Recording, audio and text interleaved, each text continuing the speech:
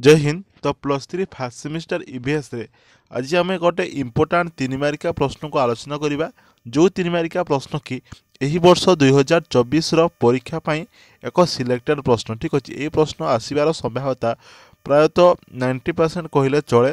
तो ये प्रश्न को बर्तमान आज क्लास में बुझा। तो जो भी छात्र छात्री मैंने आज टॉपिक उपर आग्रही थे तो से निश्चित रूपे आज क्लास टी प्रथम रू शेष पर्यंत थे अटेंड करेंगे जहाँफल से सबकि बुझीपारे। तो प्रश्नटी हूँ जे शक्ति प्रभाव रे 10 शतकड़ा नियम कौन लेख। What is 10% rule in energy flow. तो शक्ति प्रभाव बा एनर्जी फ्लो रे जो 10 शतकड़ा नियमटी कौन देखा।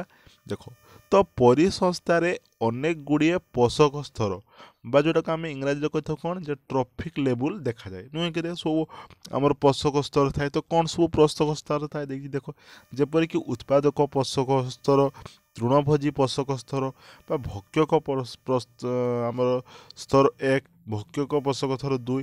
तो एमती सब विभिन्न प्रकार स्तर आम थाऊ आमर थाए कौटी थाए आमर परिसंस्थार पोषक स्तर रे।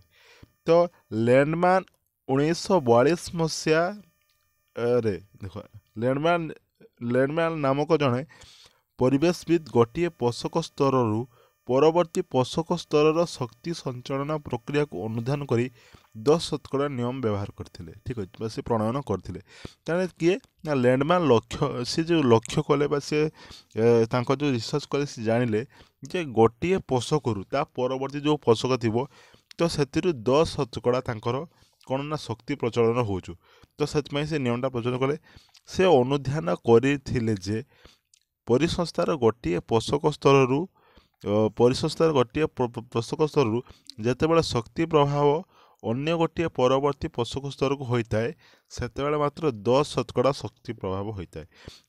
बुझीगला। देख, जितेबले आमर कौन होता है ना जितेबाला गोटे पोषक स्तर ता परवर्ती पोषक स्तर को जो शक्ति प्रभाव होता है तो से 10 शतकड़ा होता है। बाकी 90 शतकड़ा शक्ति से ही पोषक स्तर रे रही जीव माने निज शरीर निजर शरीर क्रिया पाई खर्च करती। ठीक अच्छे, तो धरा जो एठी गोटे एठी अच्छी 100 शतकड़ा ता परवर्ती को से जो जीव एठी केवल 10 शतकड़ा ही जीव। तो ये पोषक स्तर ए पोषक स्तर को जो जीव मात्र 10 शतकड़ा जीव। बाकी 90 शतकड़ा कौन हम ना बाकी 90 शतकड़ा सी ये रहीज जहाँकि एठारे थिबा जो माने जीव माने रुहନ୍ତି तांको निजर शरीर क्रिया पाई देते। जमती उदाहरण देछि देख, गोटे जदि उत्पादक स्तर में मोट शक्ति उत्पादन 100 कैलोरी हुए 100 कैलोरी। ठीक अच्छे, तो ये देखिए प्रथम देख जदि उत्पादक स्तर में मोट शक्तिर उत्पादन 100 कैलोरी हुए तेबे तृणभोजी भक्षक क्रम 1 स्तर को शक्ति प्रभाव मात्र केते हम ना 10 कैलोरी हेबो। बाकी 90 कैलोरी उद्भिद माने निज शरीर क्रिया जेपरी श्वासक्रिया, जल परिवहन इत्यादि कार्य खर्च करते। ठीक अच्छे, बुझीगला। तो जदि देखा जे जदि उत्पादक स्तर में मोट शक्ति धरा जो एठी मोट शक्ति 100 अच्छी तो एठी 100 रु 10 शतकड़ा जीव तो 100 10 शतकड़ा 10 शतकड़ा मैंने के 10 जीव। बाकी एठी 90 कैलोरी एठी रहिबो। तो से 90 कैलोरीटा कौन हो एठी ना उद्भिद माने निज शरीर तांकर जो विभिन्न प्रकार श्वसन क्रिया, जल परिवहन ए सब खर्च करती। से अनुसार भक्षक 2 को पुणी एक रु पुणी के आसो ना कैलोरी। हाँ, से ही परी देखिए लिखाई से ही अनुसार भक्षक क्रम 2 क्रिया हाँ भक्षक क्रम 2 स्तर में एक कैलोरी शक्ति मिल भक्षक क्रम कौन हम 0.1 मिल। तो एमती तार कमी कमिका चलो आपको 10 शतकड़ा चलो। ठीक अच्छे, उपर आलोचना आम जानले जे परिसंस्थार तृणभोजी स्तर में सबुठारु अधिक परिमाण में शक्ति मिलता है एवं C2 भक्षक स्तर में सबुठारु कम शक्ति मिलता है। ठीक अच्छे, जोटा कि आम भक्षक क्रम 3 जोटा आम कहते C2 टा।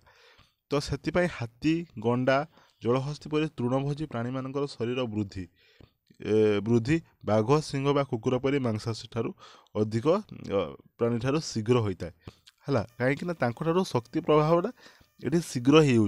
ठीक अच्छे, अधिक परिमाण शक्ति मिल जाऊ तेणु से जो मैंने तृणभोजी प्राणी से शक्ति अधिक ବା ତାଙ୍କ ଶରୀର ବୃଦ୍ଧି ଶୀଘ୍ର ହୋଇଥାଏ କାହାଠାରୁ ମାଂସାଶୀ ପ୍ରାଣୀ ଠାରୁ। ତେଣୁ ହାତୀର ଆକାର ବାଘ ସିଂହ ଠାରୁ ବହୁତ ବଡ଼। ତ ଏଇଟା ପରୀକ୍ଷାରେ ପଡ଼ିପାରେ ଯେ ହାତୀର ତାନେ ଯେଉଁ ଆମର ତୃଣଭୋଜୀମାନଙ୍କ ଠାରୁ ମାଂସାଶୀମାନଙ୍କର ବୃଦ୍ଧି କମ୍। ଏହାର କାରଣ କେଉଁ କାରଣ ହୋଇପାରେ ନା ଏଠି ଲେଣ୍ଡମ୍ୟାନଙ୍କର 10% ନିୟମଟି ଲାଗୁ ହୋଇପାରେ। ଠିକ୍ ଅଛି, ତ ଇଏ ଥିଲା ଆଜିର ଅଳ୍ପ ସମୟ ସର୍ଟ ଭିଡ଼ିଓରେ ଆମେ ଗୋଟେ 3 ମାର୍କିଆ ପ୍ରଶ୍ନକୁ ଆଲୋଚନା କଲୁ। ତ ଆଗକୁ ଏମିତି ଅନେକ ସାରା କ୍ଲାसेସ୍ ପାଇଁ ଚ୍ୟାନେଲଟିକୁ ସବସ୍କ୍ରାଇବ୍ କରିଦେଇକି ଅଲ୍ ନୋଟିଫିକେସନ୍କୁ ପ୍ରେସ୍ କରିଦେଇଥିବ।